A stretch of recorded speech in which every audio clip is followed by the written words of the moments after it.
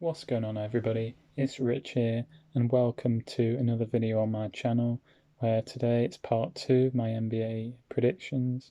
I'm going to be going through the Western Conference teams, putting them in the standings where I think they'll finish. So yeah, I did my Eastern Conference video yesterday, so if you haven't checked that out, have a look, because obviously the season starts tonight, so cannot wait, really looking forward to it. Huge NBA fan, Knicks fan. Um, but yeah, I'm not an expert. I've only been watching the league 4 or 5 years, but I've watched a lot of basketball in that time, and yeah, really excited about this new season. So jump straight into it. Number 15, I've got San Antonio Spurs.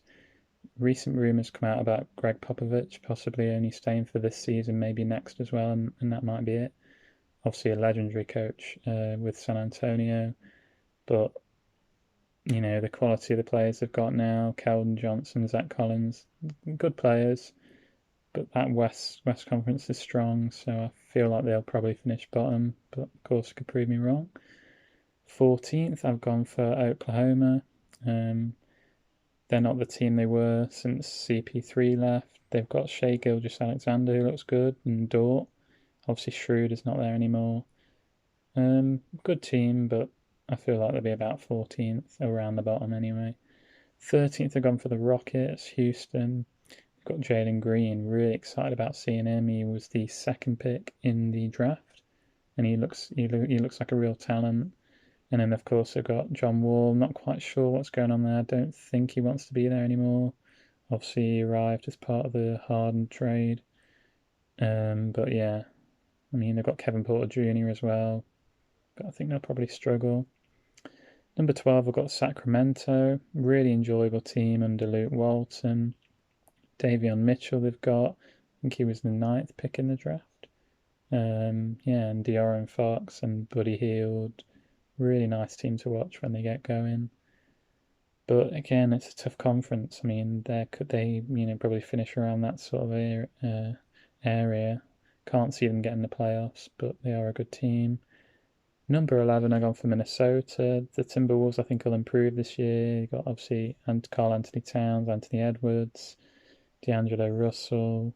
Got Patrick Beverley as well now. So sure they'll be an exciting team to watch, as always. Number 10, I've gone for the Pelicans, New Orleans, under Willie Green now. Obviously, Zion, he's the main attraction there. What a player he is, what a player he's going to be.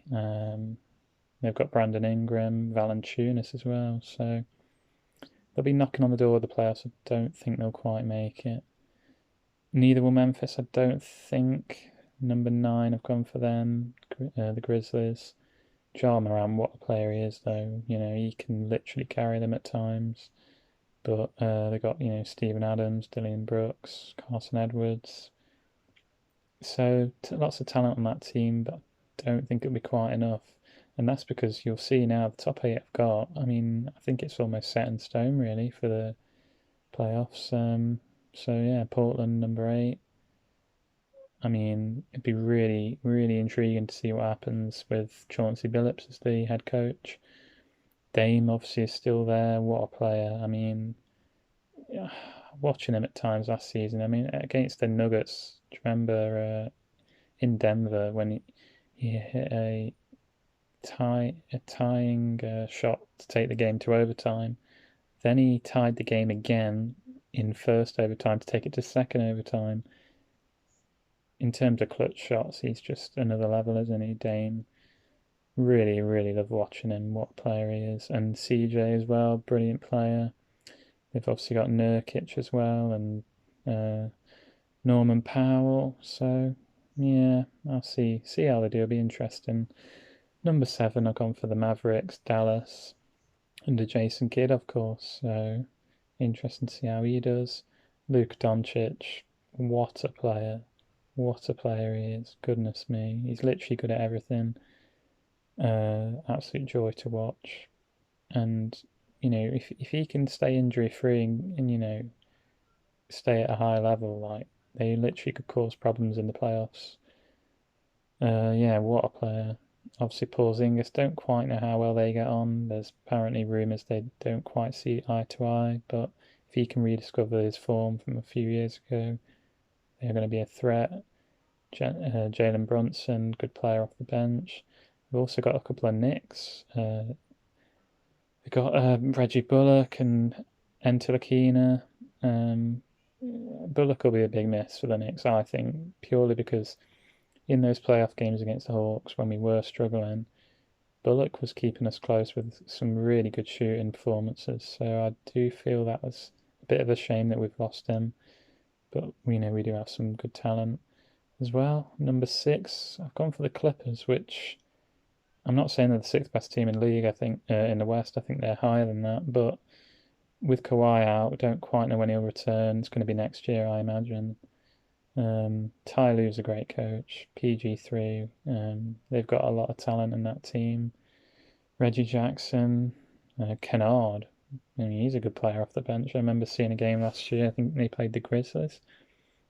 And Kennard got like 28 points. So yeah, they've got a lot of depth, which might be enough to get them a higher seed. But without Kawhi, I don't quite see it because of the strength of the top 5. Starting with Golden State.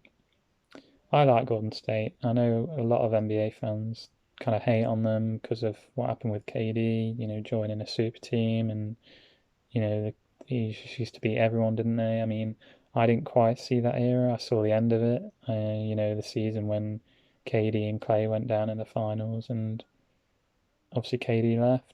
But I just love shooters, so I love Steph and I love Clay. So hopefully Clay will return to a high level because I do want them to have a good season. I really do like the Warriors. Watching them play, Wiseman, Wiggins, Draymond, and Steph is just.